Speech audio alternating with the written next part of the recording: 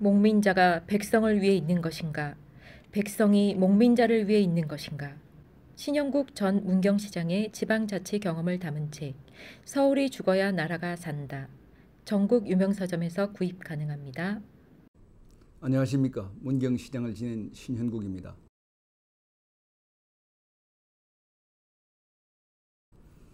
오늘의 주제는 NGO 이야기입니다. NGO는 Non-Government Organization, 비정부 기구라는 뜻입니다.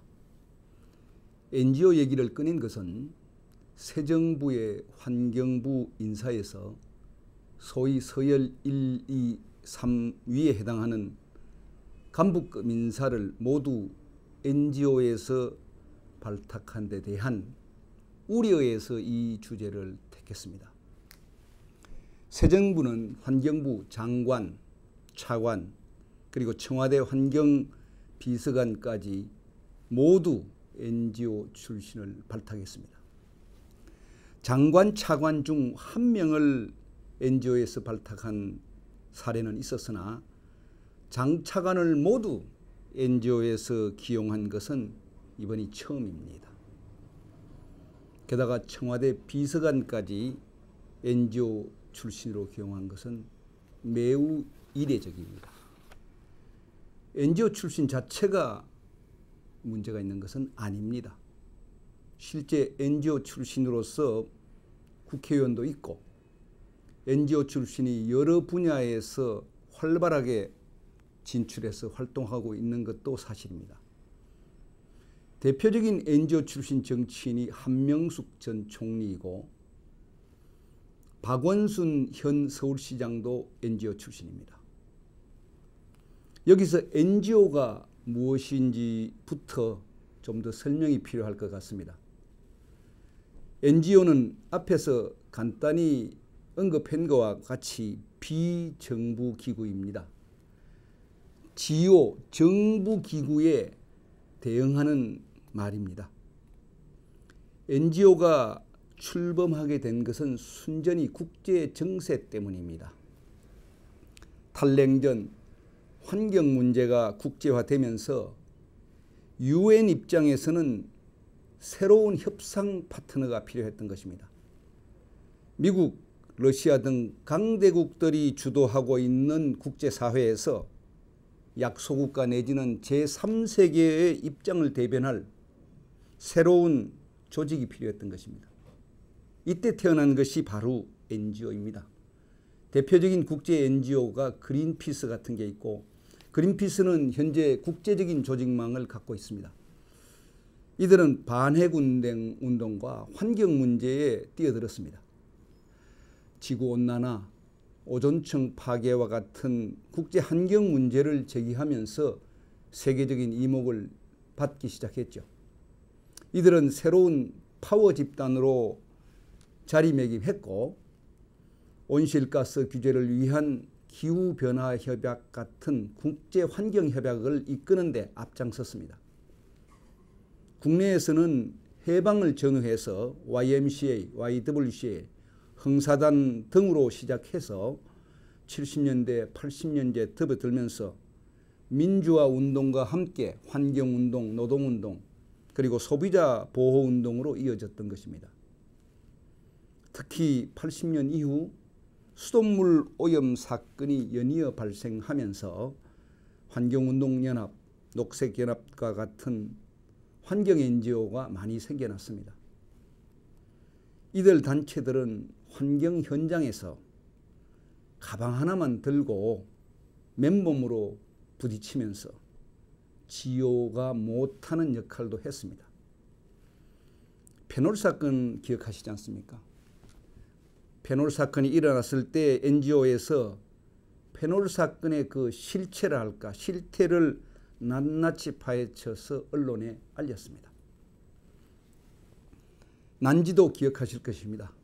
난지도 쓰레기장이 문제가 많았습니다. 제대로 처리를 안 하고 엉망으로 운영되었죠. 그런데 그 문제를 지적한 것이 NGO였습니다. 그리고 종국에는 난지도 문을 닫게 한 것도 NGO입니다. 쓰레기 소각장 다육신 문제 기억하실 겁니다. 이 다육신 문제를 이슈화한 것도 NGO였습니다. 수도권 매립지 지금은 잘 운영되고 있지만은 초기에 문제가 많았습니다.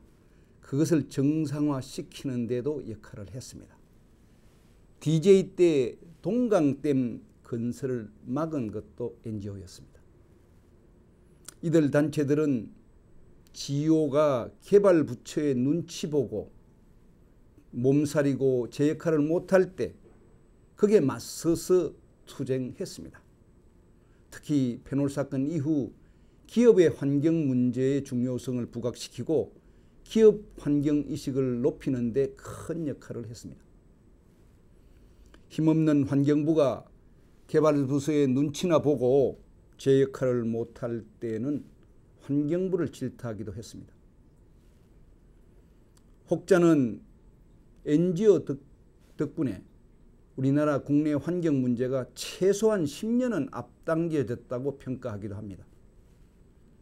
반면 지나치게 정치적이고 또 때로는 기업들에게 부담을 주는 악영향을 끼친 것도 지적하고 있습니다. 어떻든 NGO는 우리나라 환경사에서 큰 족적을 남긴 것도 사실입니다. 그렇다면 GO와 NGO의 차이가 무엇일까요? 정치적인 노선으로 본다면 GO는 보수에 가깝습니다. NGO는 상대적으로 진보에 가깝죠. 그런데 문제는 저는 균형 감각이라고 생각을 합니다. GO와 NGO가 서로 상호 견제하고 또 보완할 것은 서로 보완해야 한다는 뜻입니다. 환경부 장관, 차관, 청와대 비서관까지 모두 한쪽으로 임명하면 그 균형의 추가 기울게 되는 것입니다. 실제 주요 현안에 대해서 GO와 NGO의 견해차가 뚜렷이 갈리고 있습니다. 먼저 4대강 사업에 대해서도 GO는 대체적으로 잘했다고 평가하고 있습니다. NGO는 매우 잘못했다. 특히 녹조, 적조의 주범이다. 녹조라떼, 적조라떼라는 표현까지 쓰고 있습니다.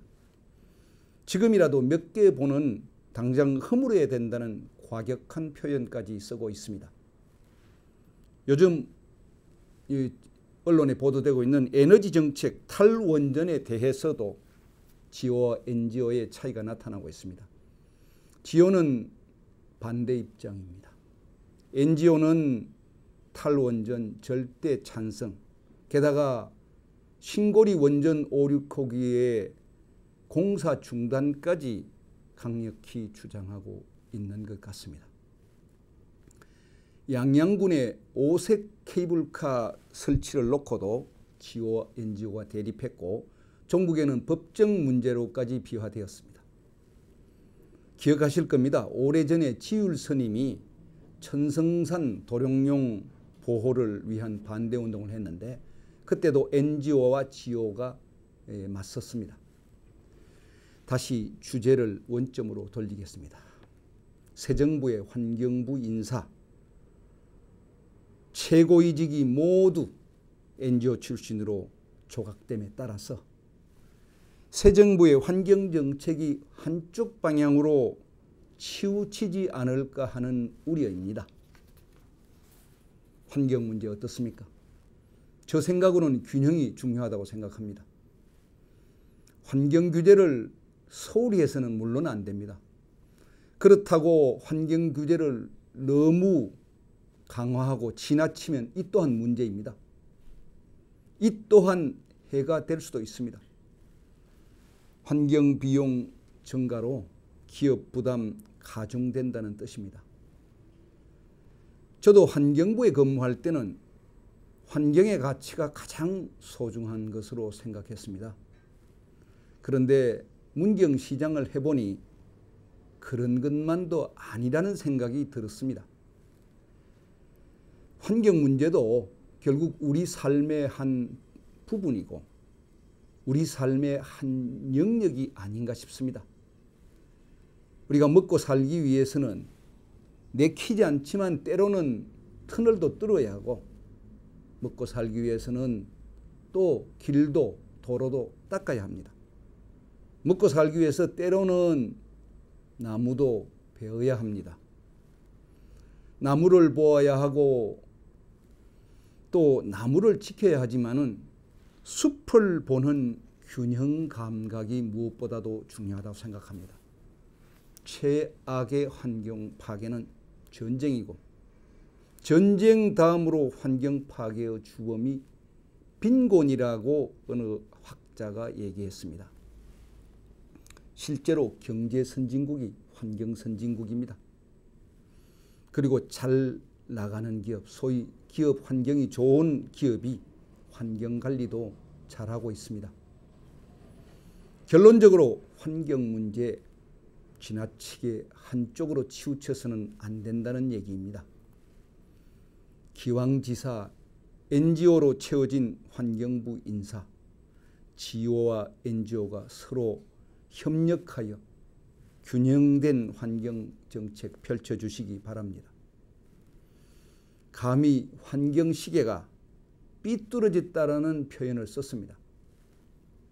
환경시계가 바로 설 수 있도록 생각과 사고를 균형 있게 해주시기 거듭 부탁드립니다.